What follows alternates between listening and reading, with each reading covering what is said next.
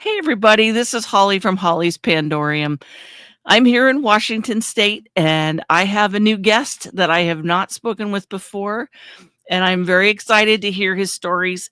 He's from South Carolina. This is Robert Glenn Effler, and I'm happy to introduce him and hear some stories from him today. Hey, Robert, I'm so glad that you're here today. I'm glad you invited me. I'm tickled to death. That's awesome. So, you do a few different things from my understanding with the paranormal. Can you tell us about what it is that you research and what does your group do that you're in? Well, the group that I'm in is NCI, which stands for North Carolina Investigates. We investigate the paranormal, we investigate cryptid creatures, lost civilizations. We even do a little bit of missing 411. Really? That's awesome. That's a lot. That's a lot. I was looking up a little bit on your page about things to do with the Appalachian Hills and how um, civilizations have been determined to have been from that area and that it's so old. It's such an old area that most people don't realize the history that is there. Is that an area that you frequent, or is that a favorite spot for you to go to? Well, I was born and raised right here in these Appalachian Mountains. If you've ever heard tell of Mountain Mitchell, North Carolina, I don't think so, but Mount I'm far Mitchell is away. So, Well, Mount Mitchell is the highest point east of the Mississippi at 6,684 feet. I okay. live right at the base of it. Oh, wow. Okay. That's amazing. I used to live in Lake Tahoe, Nevada, and that's pretty tall too. But yeah, but you have quite a long line of mountains along there and mountain range. So there's a lot of history in there apparently. So that's kind of Yes, ma'am, incredible. they are. So can you share with us, please, um, a paranormal event that really stands out in your mind that helped you kind of decide that the paranormal was something that was for you that you were interested in? Well, I've had several different encounters, but the one I guess what really truly got me started at the time, I didn't realize I was going to be doing anything because I was about 17-year old, and to be quite honest, it scared the absolute pudding plumb out of me. I was dating this little old gal, and she wanted me to take her over to her grandpa's house. Well, all the events were unbeknownst to me until I took her to her grandpa's. Well, her grandpa lived about a mile and a half off the main road back out in the woods. In order to get to his house, you had to have a 4-wheel drive vehicle. That's how bad the road was. You couldn't take a standard car or anything that was low to the ground. And the car that I had was a Datsun 710 station wagon of 1978. I remember And those. it was basically an enclosed skateboard because it Yeah. was, about this high off the ground. Yeah. Well, back then in the 80s, we all communicated that there was no cell phones. There was only thing you had to communicate with is either a payphone at a gas station, or if it was somebody you knew and halfway trusted, you picked on their door to ask to use the phone. Right. These days, those days are gone. I mean, Right. they're gone. Right. Well, also another form of communication we had was CB radio, Citizens Band. Yeah. So Okay. I had a CB in my station wagon. So I take her to her grandpa's. I parked just outside the road, and unbeknownst to me, I'd forgotten left my CB on in the car. This is going to come into play a little bit later on. Okay. So I take her into her grandpa's, and we get to talking and everything. And it gets dark, and her grandpa, bless his heart, loved him to death. He is the sweetest old man that ever was. And we got to talking, and later it got dark. I looked at him. I said, "Mr. Millard, you wouldn't happen to have a flashlight a man could borrow, would you?" He said, "Son," he said, "I've only got one flashlight." And he said, "And you're not getting it." I said, "Uh-oh." I said, "Well, you know it's a mile and a half back to the car." He said, "Well," he said, "the full moon be up here in a little bit." He said, "You can use the moon and go back to the car." I said, "Okay." Well, he never said nothing. I never thought anything of it because everything was unbeknownst to me. Well, I wished everybody good night and the whole 9 yards and everything. And he said, "Well," he said, "I'll see you later." And I said, "Okay." And he had a CB radio station inside his house. That's basically about how he communicated because he didn't have no phone. Okay. Well, I go walking back, and it's real dark on both sides of that old road, anyways. Laurel leaves and old mountain ivy and first one thing, another like that, just made a real dark corridor. I So I bet. get within probably 150 yards from my house, and I get this old feeling coming over me, and I'm like, "What in the world?" I mean, it's like you's being watched. You got this old chill and everything, and it was a little bit on the cool side, but it wasn't exactly cold. It was just cool enough for a light jacket. So I'm just bebopping up through there, just minding my own business, and it gets deathly cold. I mean, it's like you walk right in the middle of a deep freezer. And Wow. I'm standing there scratching my head trying to figure out why is it so darn cold?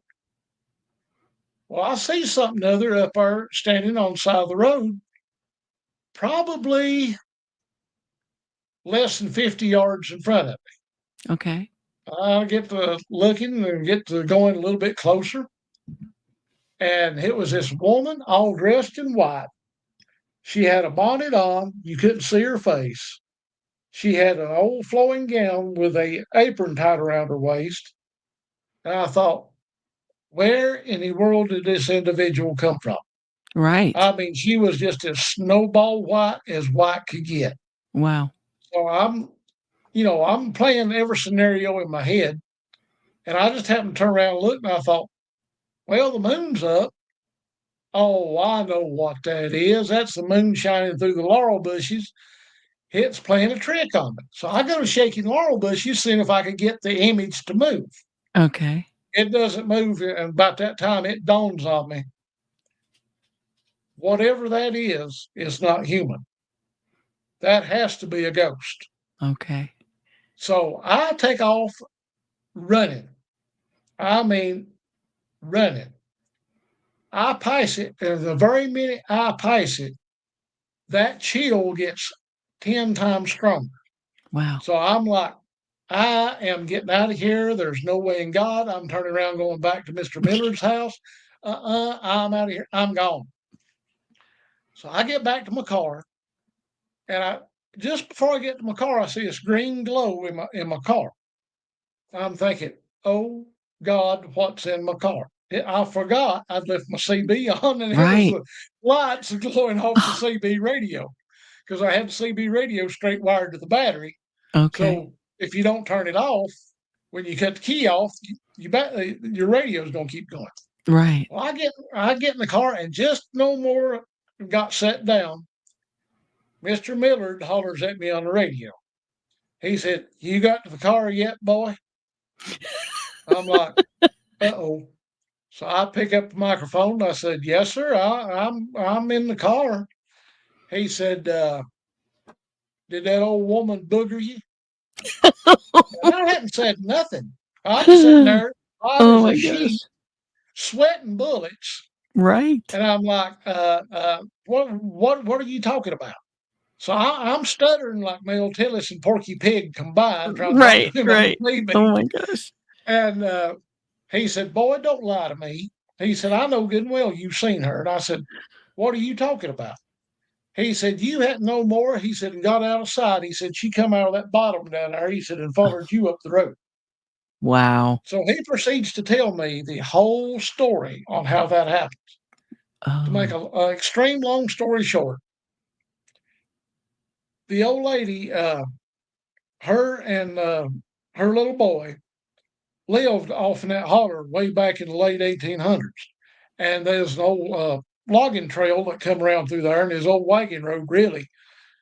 And she had a house back in there. And back then, if escapees from prison or jail or riffraff from the railroad, because the railroad was about 200 yards over towards the river from where Mr. Miller lived. Mhm. And if any riffraff come through, they'd either hobo the train or jump off the train, trying to get away. And they usually held her hostage and stayed with her a day or two, and then they left. Oh my Well, gosh. there was an old spring house up there next to where I seen that woman. Mhm. This also was unbeknownst to me because he took me and showed me where the old spring house was at the next time Wow. I went over Right. there. And the spring house was about 60 feet off to the right from the trail, from the Okay. roadway. And that youngin' had fell in that well. Well, she got to looking for Oh, it, couldn't find it. And right. when she finally found it, trying to get it out, the legend has it she fell in the well and drowned it herself. And it was like a week and a half later before they found both of them. Oh, that's horrible. Wow. And What a that's tragedy. how. And sad part is nobody knows what her name is, and they have no idea where she's buried. Oh my But she is goodness. seen usually on a full moon night. Okay. Okay. That's incredible. What a shock all that was. And to have I mean, at 17, you probably the fact that you determined that it was a ghost took you a minute because that wasn't your first thought, obviously. And I'm No, curious, what time of year was this, Rob? Do you remember? this was late September, early October. Okay, so it still would have been fairly warm. It wouldn't have been that cold at night to get that chill that you were getting, is what I was thinking. Yeah, it, That it was cool enough to where you would have got cold if you just had a short sleeve shirt on, sure. but with a Right. real thin light jacket. Oh, you could have made it all night long and never really truly got cold. That's incredible. But I'm also impressed that at 17 you tried to debunk it by messing with the plants. That impresses me because most 17-year-olds, I don't know if I would have thought of that when I was 17. Seriously, Well, I that's don't know what incredible. possessed me to think of that. I mean, it was just like a natural reaction. I seen the moon. And I thought, well, I'd been in the woods prior to that, coon hunting, and me and my daddy has. We'd seen, something that didn't look right in the woods. We get to looking, we figure out, well, that was the moon doing it, or either it was the wind, or Right. either the dogs was making odd, unusual racket, more Sure. so than what they usually do. And I guess I picked it up naturally. I don't know. But that's good. I mean, you were looking for an explanation. You were looking for a way to figure out what it was you were seeing because it didn't make sense. Clearly. No, at I the mean, time, it didn't make a lick of sense. I mean, right. that was the only thing I could think of. And when I realized that wasn't tricks of the moonlight, I was like, oh mercy, this has got too much detail to it. So I know Right. the moon's not playing tricks.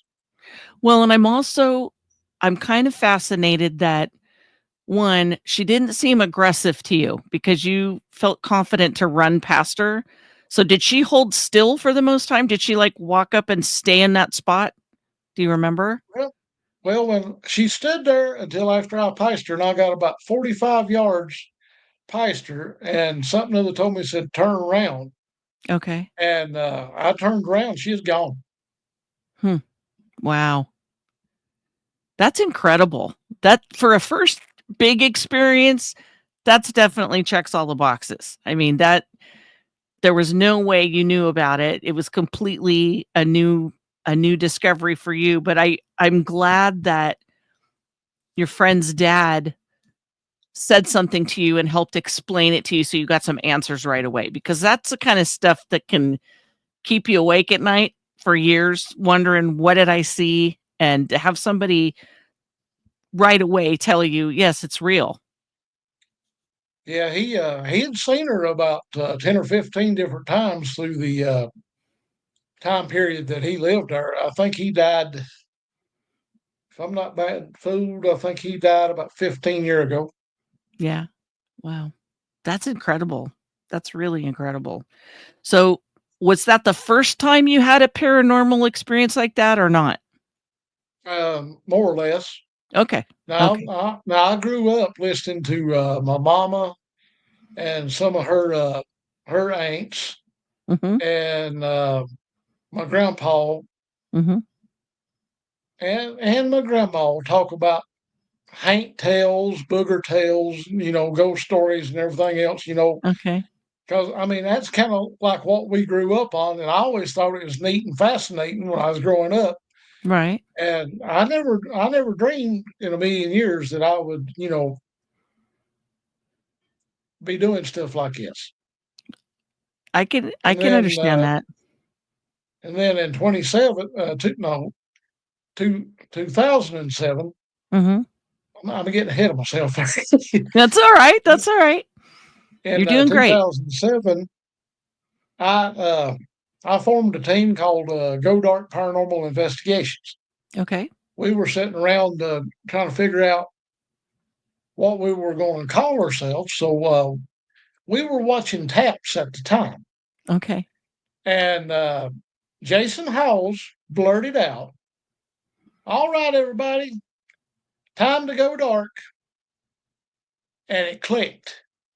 We all agreed that we'd call ourselves Go Dark Paranormal Investigations, Okay. That's perfect. and it's been lightning in a bottle ever since. And Go Dark, we had some pretty good investigations. We had some extremely funny investigations that would make you sit down and crack up. Yeah. And for the most part, the only two original members is left.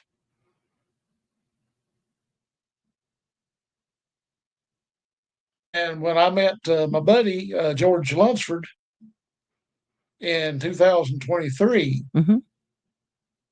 it was like we had known one another for 100 years. I talked to him for probably, I guess, a year and a half on the computer, off and on. Had Mhm. never met him, and he said, "I'm gonna be in Burnville this coming Saturday." He said, "What are you doing?" I said, "Well," I said, "they're having a Bigfoot conference in Burnville." I said, "They're wanting me to speak at it." He said, "Well, I'll just meet you up there." I said, "Okay." Well, in about 10 minutes, it was like we'd been neighbors all of our life, like we was Yeah. cousins. I mean, it was lightning in a bottle again. That's And great. it, and everything's been riding the lightning. That's great. That's great. So, I noticed behind you, you've got what looks like pictures of wolves and a Sasquatch. So, you said that you investigate cryptids. So, can you tell me what type of cryptids you've done research on, and which one do you think is the most challenging for you at this point in time? Well, right now, the two that we've caught on camera, and one of them we've only seen with the naked eye, other than camera, and the other one we found footprints of. We've not actually seen the creature itself yet. Okay. Is the dogman. Now, Bigfoot, Okay. we've seen him in the woods on several different occasions. Um, we've found all kinds of footprints Mhm. and tree structures, ambush points, you name it. And Dogman, we found his tracks 2 or 3 times, but we haven't actually caught up to the creature yet. Now we Okay. do have a few pictures on camera that where they followed us back to the truck. We didn't know they were there, Yeah. That'll give you chills. Yeah. and everybody asked us, "Well, if you see them, why can't you get pictures of them?" Mm. Well, for one, Olin Mills is not out there in the woods taking selfie family portraits with any cryptid known to man. Right. If you see one of these, I don't care. Even I've seen 5 of them, and it still does me the same way, still to this day. Yeah. You'll be standing there with your camera in hand. Your brain melts down. you're in shock. Your body and your mind is trying to process what you are looking at.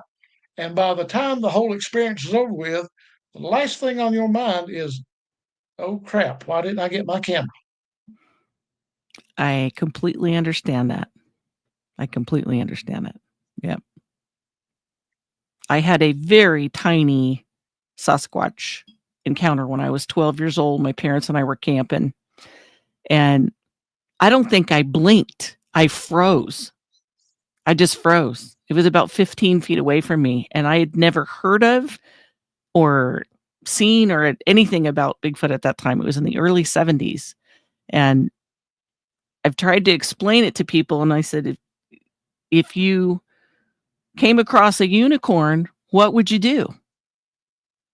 Exactly. It's shocking, and it's kind of amazing, and your brain's trying to figure out, is this real? What am I seeing? You know that you're seeing something, but it doesn't compute. Your brain just kind of stalls out. And so I am not surprised that we have trouble getting pictures, because not just the sight of them and their size, but there's an energy. And I think the best way to explain it is, if you're washing dishes in the kitchen and somebody walks up behind you and you don't hear them, but you feel them, I feel like Hmm. that's a natural instinct we have as humans that's kept us alive for centuries. It's that Oh yeah. sense. We feel each other. We feel that energy. We're made of electricity. It only makes sense. But to me, a bigger animal has a bigger energy. And so it makes sense that we would feel something that we can't explain, way beyond just seeing it. So I'm not surprised that it's hard to capture anything with these guys. Well, I you think take it's Bigfoot. incredible. That I'm going to use this size for example, because depending on the region that they're in, Mhm, they range in different sizes. Florida, the skunk ape, anywhere between 6 foot to 7.5 foot max. mhm, Okay, you work up in here in my area in the Appalachian Mountains, you liable to run into one that's anywhere between 7 foot to 9 foot.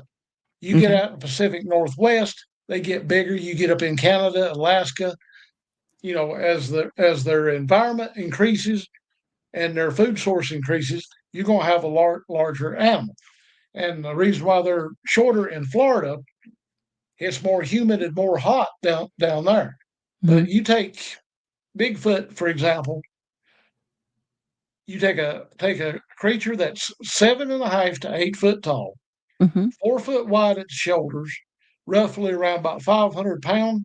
Their natural electromagnetic field is going to be about 3 times anybody that's about 125, 145 pounds soaking wet. That's fair. That makes sense.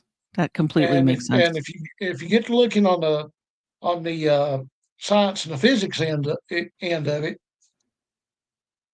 a greater electromagnetic field is going to mess with a less electromagnetic field. It's going to try to merge with it and try to overtake it.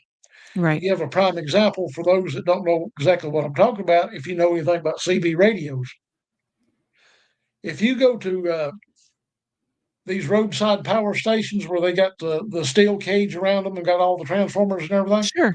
Sure. you pull up to one and the static and everything is so strong, Right. you can turn your RF gain all the way up and you can't bleed it out. Right. It's the same way with let's just say that power station is Bigfoot and you're sitting there beside of it. Right. You're not going to be able to stop that electromagnetic field because it's going to make your body just completely teetotally shut down. You can't fathom what you're looking at. It's you instantly go into freak out mode. Yeah. You Yeah. don't know whether to run. You don't know whether to faint and fall over. You don't know what emotion Right. to have at that very moment in time. Then when it's all over with, said and done, Right.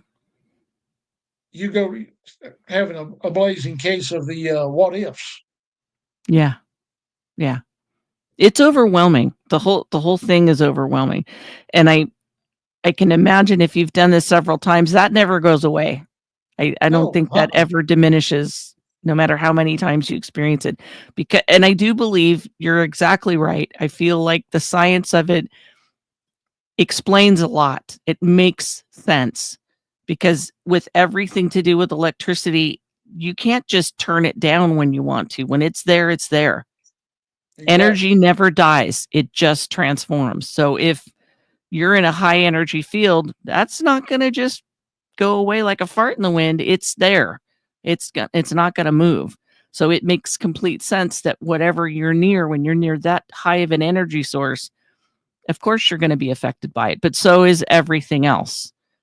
You know, the trail cams, your phone camera, everything that's got electronic circuitry in it is going to be affected. That just makes sense. And plus, on the game cameras, they can see the infrared beam. Right. That makes sense too. That's I think that's one of the best sets of images that I've seen is when a trail camera is able to pick up things, especially movement. I absolutely love it when you can see motion because there's so many times where you see images of something where it's kind of between trees or kind of behind bushes, but when you see something moving, it's like that's not something you can debunk. That's too real. It's like it's moving. And it's not moving Oh like yeah, a human, it's not moving like a bear, it's definitely got some other type of structure to move the way they do. I'm fascinated with that. So, with the dogman, I know a few people that research dogmen, and I'm very curious about them, and I know that there's a lot of philosophy or a lot of ideas about them. Are you of the belief that this is a Wolfman type of thing, or is this different? What do you think their origins are? I'm curious. well, in my opinion, dogman is a species all to its own, like Bigfoot.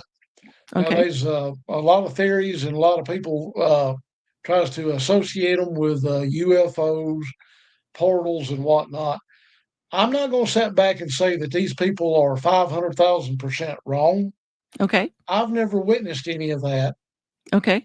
The possibility could be there, but the amount of energy that it would take to open up a portal, in my opinion, if a portal opens every 5 minutes on the planet, like a Mhm. lot of people claim, Right. that would take an extreme amount of energy to open one. Right. And in my opinion, I'm no physics major by no means, Okay. but in my opinion, I believe the world would implode and suck itself through itself. Hmm. Like a black hole situation. Yeah, Okay. because All right. back in I can't remember. I think it was back around 1200 AD, somewhere around in there, over in India. There was a tribe of dogmen. The Romans used them for soldiers and warriors and hitmen. Hmm. Then they got Interesting. to then they got to killing them off because they were afraid of them. So they just scattered, and they wound up in God knows where. Right. And I'm pretty well convinced some of them came across the land bridge when Bigfoot came across. That makes sense. What do you think the connection is between Bigfoot and Dogman? Because I've heard many researchers say that they find them in similar places. And I've also had a few folks that I've chatted with that said that they felt like Sasquatch was protecting them from Dogman. Have you had anything like that happen where they've been in the same area together?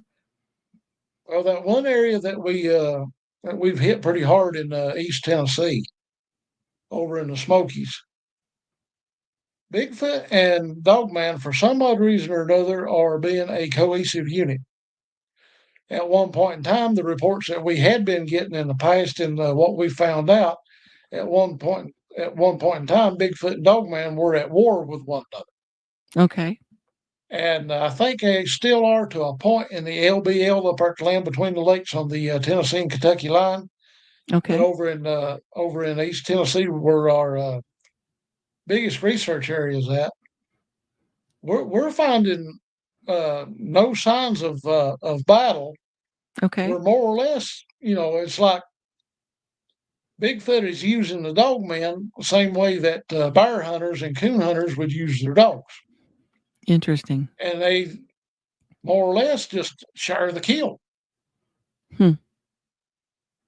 Interesting. Because if there's a deer population, that right there is more their high end of their protein chain, and Right. they will attack bears and they will attack deer and elk if they find them, and Right. if raccoons or possums or rabbits or whatever happens to cross their path, that's a snack. Yeah. Yeah. Here in Washington, there's evidence of Sasquatch migrating and following certain berries. So they Oh yeah, do kill things for meat, but they also like certain berries. And shoot, I have a friend that lives on the beach area of Washington, and they have sightings during the day. They don't have any problem walking around getting their needs met and, walking right through areas that are semi-populated. There's areas that are less populated by tourists in the winter, and that's when they tend to be there the most. But there's areas where it's very populated in wildlife with these certain berries, and they love them. And there's more than enough footprints and hair and all kinds of. I mean, they like them some berries. They really do.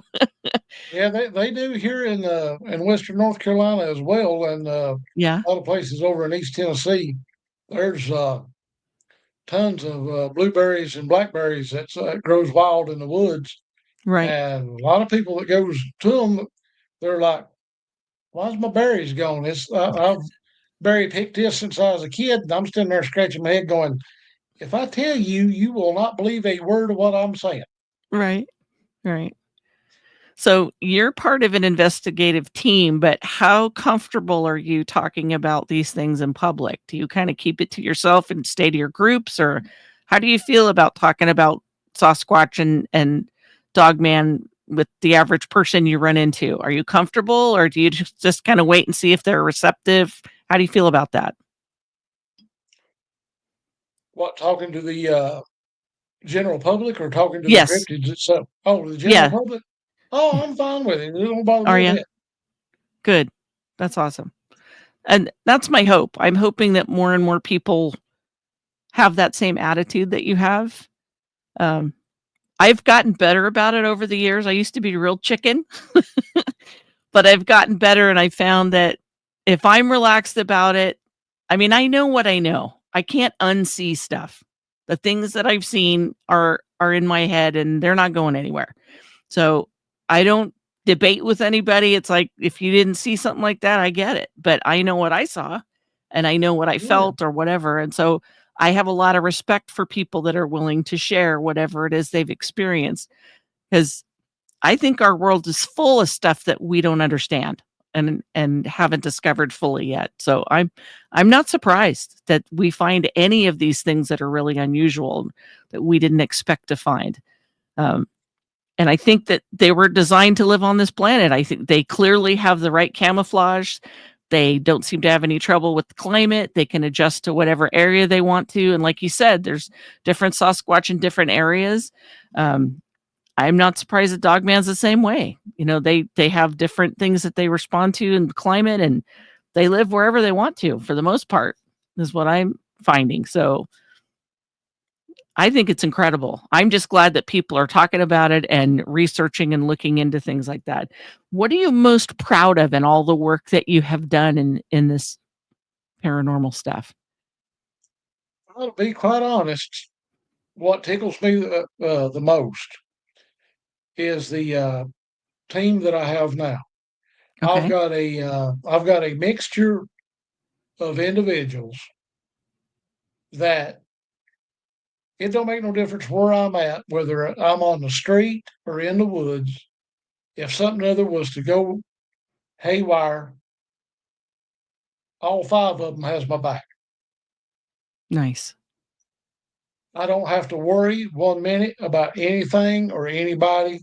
If I need help on anything, only thing I have to do is make a phone call or if we're in the woods, we just about know what each other's thinking.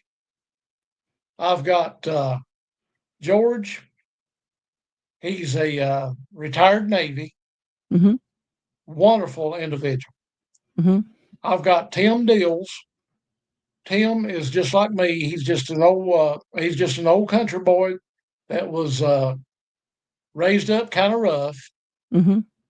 and we wasn't like some people, born with a silver spoon in our mouth. We Right. sort of had to, watch what was coming next. You Mm-hmm. didn't have a flamboyant childhood of any sort. Right. And I've got Jerry Millwood. He's retired Army and exceptional individual. And Mm-hmm. he's also a retired magistrate from oh shoot, forgot what county he lives in, but it's in a little town called Casar, North Carolina. Casar. Okay. And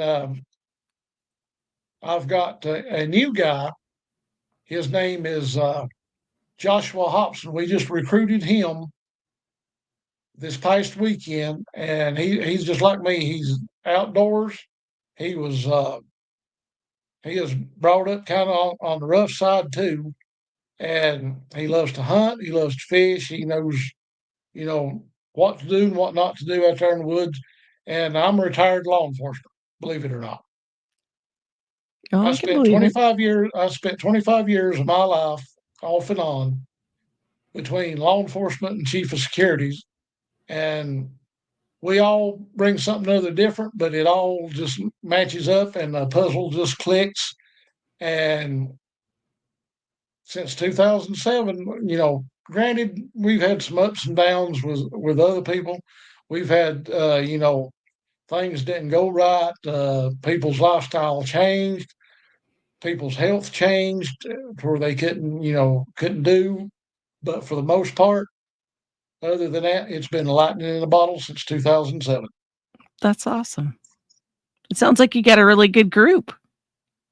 Oh, I wouldn't take $1 million for these guys. So, when you do your research and you're going out, do you have certain tests that you like to do to track what you're tracking? Well, if we find something other that we know for a fact is a cryptid track, we'll go ahead and cast it. But Okay. on anything questionable, we always look at it and try to figure out, is it or is it not? And if it's not, it could be a double step bar track, or it could be where a buck deer has scooted in the mud, Okay. and more or less we'll chalk that up as okay. There's food in the area for these creatures. Let's see Right. what we can find. And usually, if we go to finding arches and X's, which we've really and truly not figured out the significance of the Okay. X and the arches, other than we've got a theory that it could be boundary markers for other tribes. Because if other tribes comes in, I I would say it'd probably be like way back in the 1800s if one tribe of Indians encroached in on another tribe's hunting ground, there'd Right. be a small war going on. Right. We feel that they probably would do the same thing. And we have found out they do have their own language. They Right. do know how to communicate with one another. And we have heard what they call the samurai chatter. And if you slow it down, if you can record it, even with Ron Moorhead's Sierra sounds, if you Okay. sort of slow it down a little bit, it almost sounds like what they're speaking is real fast paced Native American dialect. Interesting. There are stories in Washington about Native American tribes communicating with Sasquatch generations ago. It wouldn't surprise me a bit. That actually sounds completely doable. But there's a few, and I'm sorry, I'm not good with tribe names, but there's a couple of tribes that have a lot of verbal stories that they've passed on through the generations about how they met the Sasquatch families and how they started working together during different generations, and then how they maintained contact and how they, basically because a lot of the tribes were migrant, they would go to different areas for different parts of the year. And so did the Sasquatch. Their families would move and migrate depending on seasons because that's how they kept the food supply. They never Oh yeah. stayed in one place forever because the food supply would not replenish that way.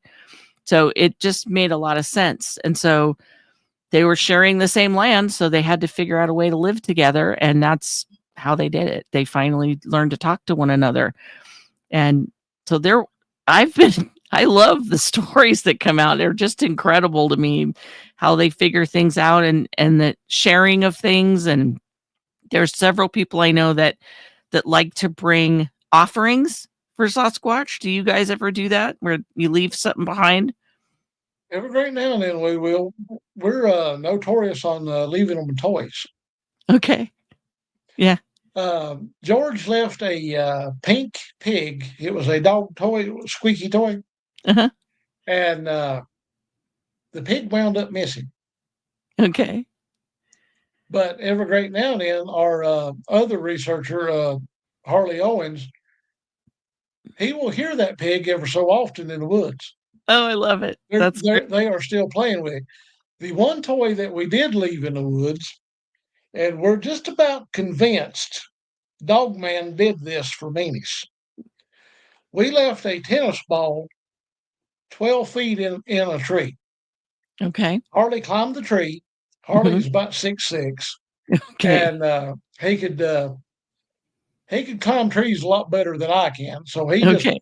just naturally climbed the tree, got up about 12 foot, stuck the ball in the tree to see what was going to happen.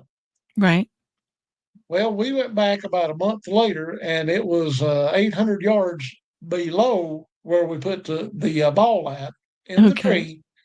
We found the tennis ball, and it was half eaten. Oh. Something had bit it in two. Oh my goodness.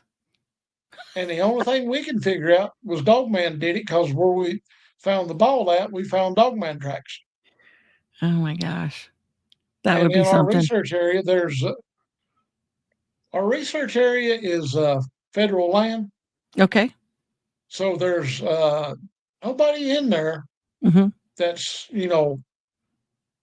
they stick to the trails. There's no camping. There's no nothing. You're not allowed to have an open fire or anything like that. Okay. And as far off as the trails we were when we found that, Mhm. we knew for a fact it wasn't somebody's Great Pyrenees. It wasn't somebody's Not Anatolian Shepherd. It wasn't a German right. Shepherd. It wasn't, a Great Dane or a Sure. Bulldog or anything of that sort. Because the tracks we found were about 3 times the size of an Wow. Anatolian Shepherd dog. Well, and that high up in the air, there's no canine I've ever seen that could climb like that, that could do No, that. Right. no. Yeah, no. I've seen coon dogs climb trees, but the Right. tree had to be angled at a certain angle before the dog would go up it. Right.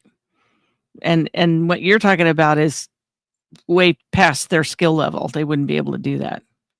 So, that's incredible. And believe it or not, dog men can climb trees. Oh, I believe it. I totally believe it. So Sasquatch can too as well. so in the times that you have seen dogman sightings, what do you notice about their appearance? Because I've heard a lot of things about the way their ears are and their snouts. And what do you notice? What are characteristics that you've noticed that you've observed so far? For the most part, their ears will stick up about like a Doberman Pinscher, Okay. and the stat. I get said in a minute. It's okay. I had a case of the porky pig disease. I'm sorry. No, no, that's okay. I have it myself. I totally get it. The snout on a dog man Mhm. will vary depending on. Some of them could be a little dab on the inbred side, which will either make their snout be, not as protruding, and others their snout will be about like a coyote, but not as narrow. Okay. and there's different. They're different, just like we are. Right. We've got the Native Americans, we've got the Mexicans, we've got white people, we've got brown people, and everything else. Mhm. Sasquatch dogman comes in the same color. You're not going to see a whole complete race of either dark colored ones. They'll have variations in color, Mhm. and if they breed in with other tribes of their species, they're going to have defects just like anybody else. Sure. If they're confined to an area and know that that's where they're going to be the safest, yeah, you're going to run into some inbreeding just like you will with deer or bear Right. or elk. They're going to be inbreeding on anything. Right. So have you noticed a migration with the dogmen? Not yet. Okay. We're still trying to figure out just exactly where they hang out. We've kind of got it narrowed down to where it's either above ground caves or either they found some underground caverns and that's where they stay. Because, like, in the New York area, pardon me, I have a few friends that do research up there, and it seems like the area that they inhabit is huge. It's like 400 or 500 miles worth of travel that they do.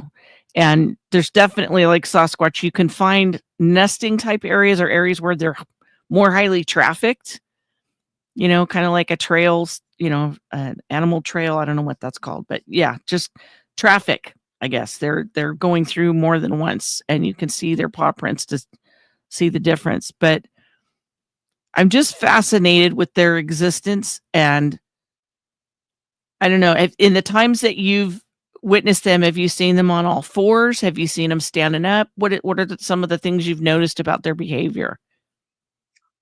Well, as far as actually seeing a dog man, I haven't encountered one yet. Okay. When we reviewed the film and the footage when we got back to base camp, we noticed them in the trees, and 9 times out of 10, we've only had maybe one, possibly two, that was on all fours and peeping at us through the bushes when they was following us. But for the most part, they were bipedal. Right. Now I've heard that from several people that they don't typically find them on all fours. They're usually even running on 2 feet, which is incredible. I mean, they're a large animal. They're really a big animal. So when you've found some footprints, how big are they? What size are we talking about? Well, do you know how big of the footprint is on an Anatolian Shepherd dog? I don't know. I've seen just German shepherds general, but I don't know that breed specific, so I couldn't say. Okay, well, let's use German Shepherd then. You know how the foot size is on German Shepherd? Right. Yeah. About 4 times that size. Wow. Wow. So have you been able to And cast any of those, Rob? Do you have any castings of those? no, because the last prints that we found, the weather was so nasty we couldn't cast it. The ground was too wet. Bummer, We tried bummer. taking pictures of it, but where the it was snowing and raining and the weather couldn't make up its mind. Every time you tried to take a picture, the glare off the flash on the camera, even when you took it off, it didn't do it justice. And we thought, well, if we try to keep this one picture, even though Mhm. we knew what we were looking at, Right, if the general public saw it, every heckler in 17 states be coming out of the woodwork. And we said, we know where they're at. We'll catch them right, right. No, I get that. I get that. So how many years have you been doing this research, looking at Sasquatch on and dog? cryptids. Yeah, Oh, ever since 2012, yeah. So have you encountered anything else cryptid-wise? we encountered, well, we didn't see them with our own eyes. We caught it on camera. We caught some translucent, I'm going to say critters because I have no idea what name of God it is. Okay, It looked kind of like a cross between a skinwalker Okay. and a wraith. Okay. You could see through it, but you knew it was something other there, but we don't know what it is. Okay. We don't have a clue. We even tried to recreate the picture. We went back to the same spot, Okay. and it wasn't a lens flare. It wasn't pixelation. It wasn't anything along those lines. We just don't have a clue as to what it is. It was about size, about 2.5 feet tall, Okay. kind of like kind of like the wee folk that the Cherokee talks about. Okay. And you could see through it, but you could tell it had body and substance to it, Right. and it was the weirdest looking thing. It looked like something that you'd see off of an alien movie. Really? We have no idea what it is. So, where were you at when you saw these things? We were in East Tennessee, right in the middle of Bigfoot and Dogman Central. Really? Yeah, we were actually investigating Dogman and Bigfoot at the time, and we was just snapping random pictures, to figure out, when we got back for which trail we was on, because we identified, what trees was which, this, that, and the other, and Right. got that image imprinted in our head to Mhm. match it with her footage when we got back. Mhm. And we was flipping through the footage, and George said, "Rob, I've got a question." I said, "What is it?" He said, "Pardon my French." He said, "What in the hell is that darn thing?" I said, "Send it to me and show me what you're talking about." He sent it to me, and I said, "I don't have a confounded clue." We blew it up, and it did. It looked just exactly like something you'd see off of an alien movie. Wow. Have Wow. no idea what it is. Interesting. So what color was it? It was almost clear. Okay. Okay. Only Interesting. only the head had a real soft eggshell white tint to it, but Okay. the rest of the body was just about translucent. Were you able to see any facial features or fingers or Well, anything like that? the only thing we could make out was the eyes and the nose. Interesting. Wow. That had to be something else. Yeah, we didn't know it was there. Had no That's why clue. I love it when you can take photographs and something pops up later and you find it, like ghosts that show Oh up in yeah. photographs and things like that. Speaking of ghosts, I have to ask, other than this first ghost experience from when you were 17, have you had another ghost experience, or would you mind sharing one of your auntie's stories that they told you when you were a kid? I would love to hear one. Well, I didn't encounter this, but this is a story my grandpa told, and he swore up one side and down too that it was the gospel truth. Okay. Gotcha. When he was growing up, there was there's an old woman that lived in the community down below where he grew up. Everybody claimed that she was a witch. Okay. Whether she was or whether she wasn't, I don't know. Everybody that know the story is now deceased, and it's just you know stories passed down from one to the next. Mhm. And this old woman tried to get this little old boy. Well, they run her off and made her mad. Well, a couple of days later, there was a pig broke into the same house where that woman tried to get that little old boy. Well, the woman tried to beat the pig off with a stick and couldn't do it. So the only thing that she had was a big old pot full of scalding hot water on the wood stove. Ouch. Well, she throws it on the pig, and the pig screams just exactly like somebody and turns the little boy loose. Wow. Well, they get to looking for that old woman because she is always outside doing something or other and saying old mean stuff to people. They hadn't seen her for 4 or 5 days, and this one old guy knew where she lived at, and he went up there to check on her. She was in the bed with third-degree burns. She later died 2 days later. Huh. Wow. So the story that Grandpa told He said everybody in that community swore up one side down too that that old witch turned into that pig to get that little boy. Wow. That's incredible. Mm-mm-mm. Yeah, And I don't that's a think tough I one. don't think my grandpa would have told me a story on that. No, that's incredible, though. Wow. That's something else. Huh. Makes you wonder, doesn't it? Yes, it does. Now Yeah. we ran into one lady. She sent me an email, and she was all to pieces. She swore up upside down too that her house was haunted. She couldn't stay in it. She was fixing to put herself in the nut house and everything else. And I told her, I said, well, I said, if you'll let me get the rest of she said, no, I'm not waiting on the rest of your team. She said, you get up here to my house and you get up here today. I said, okay.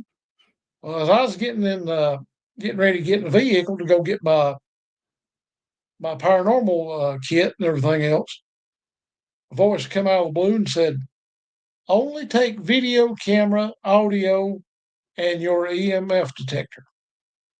So I'm sitting there scratching my head going, what? Well, evidently it must have been my guardian angel talking to me because it said it again. Right. I said, okay. My wife looks at me and she said, are you not taking DVR system? I said, nope. She said, are you taking the SLS cam? I said, nope. She named over 4 or 5 other pieces of equipment. And I said, no, I ain't taking it. She said, why? I said, I'll explain later. Well, we get up there, and this lady, I'm honest to God, no joke, she was a bundle of nerves. I mean, she was Mm. ready to be put in the insane asylum, and she was going to check herself in on a Monday morning. She said she Wow. couldn't handle it. And her house set right in the middle of a big old rock. Mhm. She had a creek that ran on the right hand side of the house, and it branched off and ran on the left hand side of the house. So technically speaking, she had so much kinetic energy going on and had a complete fear cage in itself that Ah, if there was an actual ghost there, it couldn't have left if it wanted to. There's too much energy for it to feed off of. She sure. is basically sitting in the middle of a paranormal smorgasbord. Oh, boy. Well, she had several dogs in her house and on the property. I got to watching the dogs. She was telling me what she was feeling and this, that, and the other. And I got to looking at the house and I thought, wait a minute, this house is a little bit older than what I anticipated. So I just Sure. listened to her, and she finally got mad at me. She said, "You're not paying me any attention." She said, "I'm telling you, this place is haunted." I said, "I'm not saying that you're a liar." I said, "But I don't believe that it's a ghost. What's got you all flustered?" She said, "What are you talking about?" I said, "Look at them dogs." I said, "They're not acting ignorant." I Right. said, "If the dogs was noticing anything and there was an actual spirit here, these dogs would be standing and barking at something other they cannot see. Right. They would be whining, they'd be growling, they'd be walking backwards, trying to get Yeah. away from something other." I said, "I think I know what your problem is." She said, "Okay." Well, her husband thought we was ever one crazy. He said, "Oh, there's no such thing as ghosts. You's all retarded. You ain't got no sense. Everlasting one of you just needs to be put in a straitjacket." I mean, we heard it all. So I said, well, just humor me for a little bit. I said, I think I figured out what your problem is. Yeah. I went to the panel box, which was in the kitchen. Okay. You couldn't get within 4 feet of it with the EMF detector. It felt like the EMF detector was going to explode in your hand. Ooh. Nothing in that panel box was grounded. I went Oh, around because she crap. kept saying she got the feeling she is being watched in the shower and her hair standing up and Right. everything else. Well, where her shower stall was at and the panel Right. box was exactly 8 inches from one another Oh my through the wall. goodness. Wow. So again, the EMF detector was about to explode in my hand.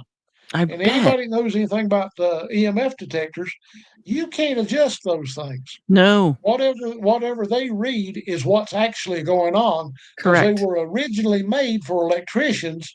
And for some odd reason or another, I think about 20 year ago or 25 year ago, electricians, whether it be commercial, residential, or industrial electricians refuse to use them anymore. Why? I have no idea. I can't get a straight answer out of any of them. So you can't adjust them. You can't manipulate them. You can't make them read Right. what you want them to read. If Right. they say there's electromagnetic presence there, there's one there. Right. So I check all the outlets, check the panel box, check everything in the whole house, and even go out to the meter box on the outside. Everything is going 40 mile into the red. I mean, it's completely off the charts, about to bend the needle on my EMF detector. Wow. I turned around and I looked at that guy and I said, "Can I ask you a question?" He said, "What's that?" I said, "When was this house built?"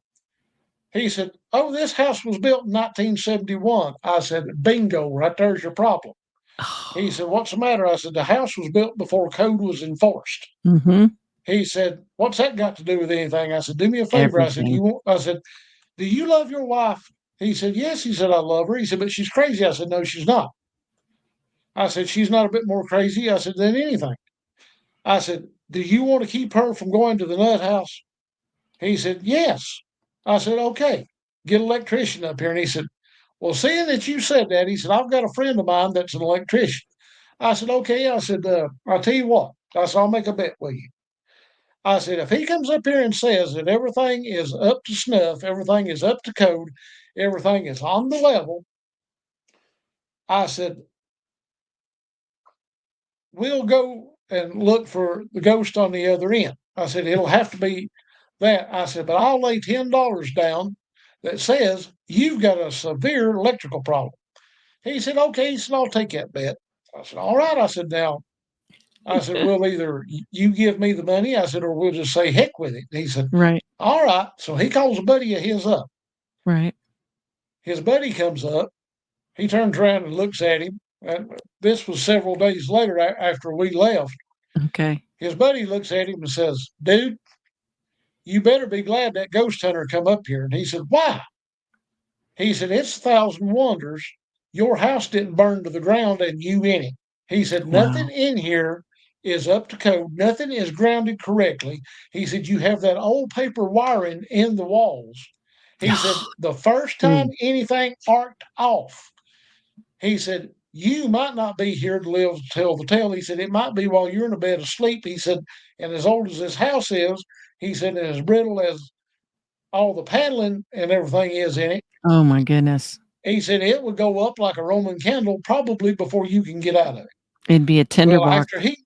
after he gets done regrounding and fixing everything, the lady sends me a text message on my phone. I guess the text message, if you put it on actual paper, was probably a 6 foot long text message.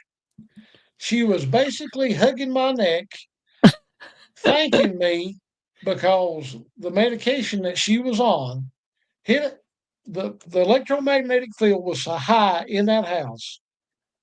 She was on heart medication because it was screwing up her heart and her blood pressure. Oh, I bet. She was on psych meds.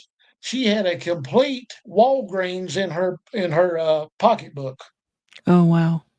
She come off every bit of that except for 3 medications that she actually needed, and she was fine as wine and was able to enjoy her summer home. Wow. That's incredible. Talk about And debunking. if we can Gosh. debunk it and put a client's mind at ease, we've Right. done our job. Now, That's if number we do 1. run into something other that we can't debunk and can't recreate, and the client wants it gone, we generally try to find out what their religion is and try to talk to the clergy of their religion and see Mhm. what can be done. A lot of times, bad as I hate to say it, and if you'll get to noticing on the, I know it's TV, but if you'll get to noticing, the only ones that sometimes will really try to do something or other is the Catholics. Mhm. Now, in my area, I'm just going to be blunt with it. I'm not throwing off. I'm just being brutally honest. You cannot pry a Baptist minister out of the pulpit and get him to go check on Sister Susie to see if she's actually got a ghost in her house. It will That's not fair. happen. That's fair. Why? I have no idea. I mean, I hope none of your audience thinks, well, he's Sebastian Roulette. No, I'm No, not. you're not. I'm No, just you're right. straight, It's the same here. stating, You're I'm yeah, stating the fact they will not do it. I'm Baptist myself. I've even tried to get Pentecostal and Methodist ministers, and it's like pulling teeth out of a chicken. It's not going to correct. happen. That's right. They don't it doesn't make sense and we won't go there, but No, theologically wise, there's no reason for them to dispute it. There's enough yeah, evidence I in the don't Bible that understand it. supports it. It makes no sense. So yeah, totally I get that. I get that. And the reason why it don't bother me, I'm not, a preacher by no means, or nor am I any of religious clergy by no means. But the Bible that I've got, 365 times in the Bible, it simply states, "Know thy enemy and be ye not afraid." Right. If you're walking as close to the good Lord as you claim that you are, no matter what religion you're in, what do you have to be afraid of? Yeah. Absolutely nothing. Yep. True. That's true. That's awesome. I have enjoyed talking with you very much, and I would like to have you come back again after a time and just go over whatever your current investigations are going on, because I think you got a few more stories under your belt. Well, I've got one. If you want a good life, and Sure. we have had a few things happen that was kind of comical. Okay. Uh, the one in general, we was investigating this building, and lady kept swearing she was seeing people walk through it.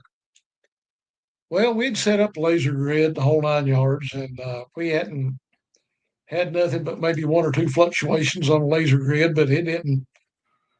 We saw it, but the camera didn't catch it because the camera somehow or another got set at the wrong angle.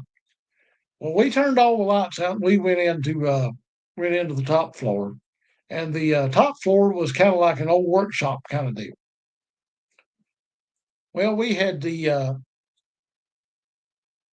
camera that had the infrared lights on them, and with the light you could see through the camera, but looking over top of the camera you couldn't see nothing. I mean, it was head darker in a dungeon. You couldn't see your hand in front of your face, so you was basically using your light on your our light on the camera.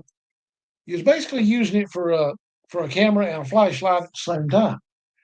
Well, I just happened to pan over to my left, so I see this figure standing there. Looks like somebody in a white dress with a body. Well, me and this other investigator, we're standing there having a 15 to 20-minute conversation Mhm. with this apparition we're looking at on camera. It doesn't respond, it doesn't move or anything. And she looks at me and she says, "Something just exactly don't seem right. It's not leaving, it's not saying anything, it's not even moving, and we're not getting no cold spots, we're not getting no hot spots. What's Right. going on?" I said, "I don't know." I said, "Do you know where the light switch is at in this place?" She said, "It's behind me on the wall somewhere." I said, "Well, don't fall and get killed over there." I said, "Trip over something." She said, "Okay." She gets over and I'm still look. I said, "I'm gonna still look at this one spot. Go Right. ahead and turn the light on." Well, when I turned the light on, I said, "You've got to be bloody kidding me." She gets cracking up. She said, "What's the matter?" I said, "Why don't you come over here and look at this?" What'd you find? We had a 15-minute EVP session with a nylon onion sack and a plastic Ingles grocery bag. The bag was upside down on the wall, hanging just above the old Oh, onion sack, and with the lights off, looking at it with the hour light oh, through your camera, it looked just exactly like somebody was standing there. I We love made it. fun of that for probably 2 years. Oh, yeah. We Why had a wouldn't you? That's awesome. 15-minute EVP session with a onion Oh, sack and a plastic grocery bag. yeah. That's awesome. We felt like idiots, but we thought, well, we're in here in the dark. What do you expect? Right. Exactly. You're gonna your mind's gonna play tricks on you anyhow. You're gonna Oh see yeah, stuff. I mean, you run into everything and under God's green heaven, whether you're investigating cryptids or whether you're investigating ghosts. Right. And the main thing is with all of it, don't try to make it out more than what it actually is. Try to Right. look at it from the historical standpoint, educational standpoint. Anytime that any of us is doing paranormal or cryptids, if you get that certain feeling, and anybody that's done it any any length of time or even just started, if you get that feeling something's not right, it's time to back out. There is no shame in leaving. Live to do it another day. Don't keep pushing and put yourselves or your teammates or anybody else in danger. Because with dogmen, they are extremely unpredictable. Right. Bigfoot, they're not huggy bears. Everybody thinks, oh, well, Bigfoot's the. No, Bigfoot's not. Bigfoot is a flesh and blood creature, a species all to its own. They are just like any animal out there in the woods or any animal on the street. You upset one, you make one mad, they're gonna retaliate. Dogman is the same way, but Right. Dogman is, pardon my French, he's an asshole. You cannot predict what he's going to do. Right. He's not going to pose for selfies. Right. Neither is Bigfoot. And ghosts are not going to hug your neck and say, "Oh boy, send this to Sister Judy. She wanted to see a picture of Right. life." There, people has all kinds of misconceptions, and I mean, I'm just brutally honest on what I do and the way we do things. I don't try to sugarcoat anything. You ask me, I'm gonna blatantly tell you what it is. Good. No, that's the best way to be, and I really appreciate you saying that because there is a lot of people in the community that I think they lose sight of what the goal is sometimes because they push forward when a little bit of common sense and a little bit of rational thinking would be the better side to stop, you know? Eh, what's wrong with stopping? I see nothing the idea that you're doing something so out of the box, something so unusual, why couldn't you admit that maybe it's gone a little too far and maybe you need to step back a little? What's wrong with that? I don't see any There's problem nothing with wrong that with it. because yeah, and I There's not a agree. thing I wrong with it. totally agree with come back another day. Live to do it again. Don't push till you get way over your head and can't do Exactly, anything else.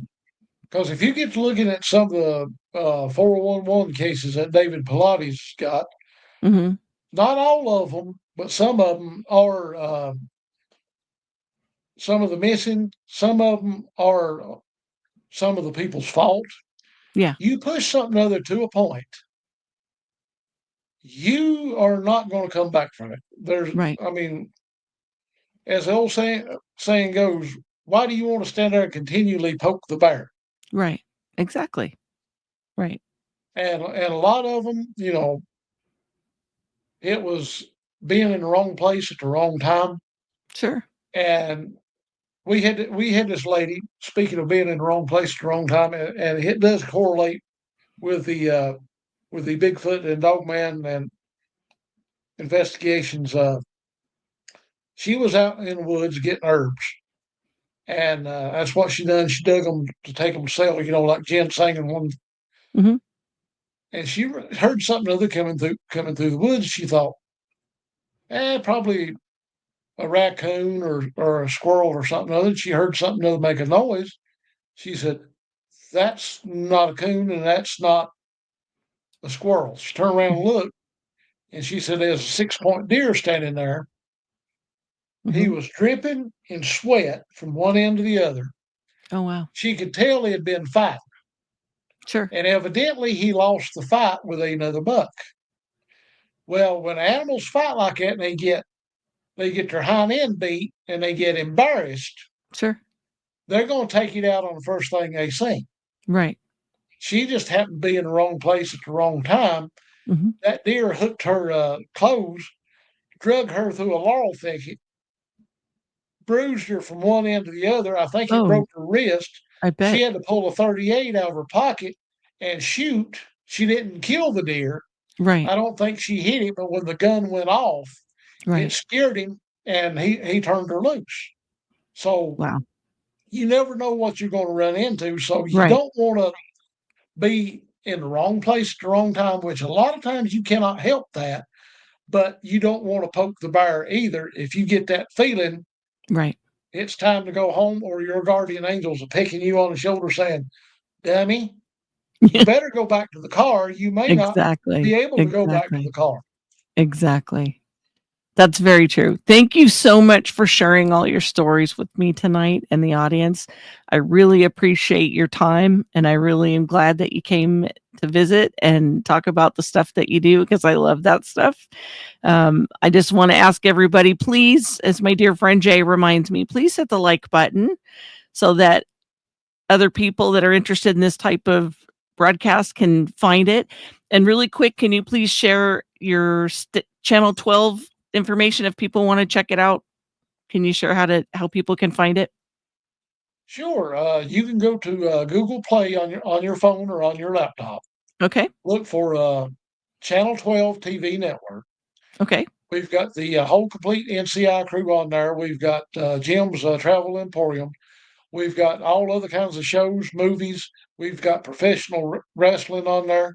Uh, Anything that you want, we've even got the cartoons from back when we was kids that they don't even show on TV anymore. That's awesome. You can I love that. you can also, if you want to get into contact with me directly, you can find me on Facebook, Robert Glenn Effler on Facebook, or you can go to Instagram at nci.rob, and you can find me on NCI Investigates and Podcast Research Team on TikTok. I can't remember. It's been a little while since I looked at how I've got it worded on TikTok, but if you punch that in, you'll probably find it because I can't They'll remember if find there's you. underscores, dots, hyphens, Right. slashes, or what. But that's where you can find me, and we're Okay. on Channel 12 TV network each and every week. And May the 3rd, North Carolina Investigates will be in Townsend, Tennessee at the Smoky Mountain Bigfoot Festival. The Nice. following weekend on the 9th and 10th in Myrtle Beach, South Carolina, we will be at the Myrtle Beast Bash in Myrtle Beach, South Carolina. We will be at the Western North Carolina Bigfoot Festival in September in Marion, North Carolina. We've got in September as well. We will be at the Bigfoot Festival in Westminster, South Carolina. Okay. So we're going to That's be all awesome. over the board, and hopefully, if something other don't go haywire and everything goes like we're planned, North Carolina Investigates will be with 3 other teams in November in LBL at the Land Between the Lakes on the Tennessee and Kentucky border. Oh, We're going to nice. be doing a Bigfoot documentary, and we're hoping everything will show up and line up, and we'll have a good old time and maybe get a full picture of Mr. Dogman That would because be he is on my incredible. bucket list, and I'm not going to rest until I meet him head on. There we go. That's a good goal. I think that's perfect. That's a good goal. Well, hang on for just a minute, Rob. Thank you, everyone, for coming and joining us on Holly's Pandorium online on YouTube and our different Metal Cross Radio and all the other places I've got listed. Thank you so much for joining us. And this is Holly saying, we'll see you again soon.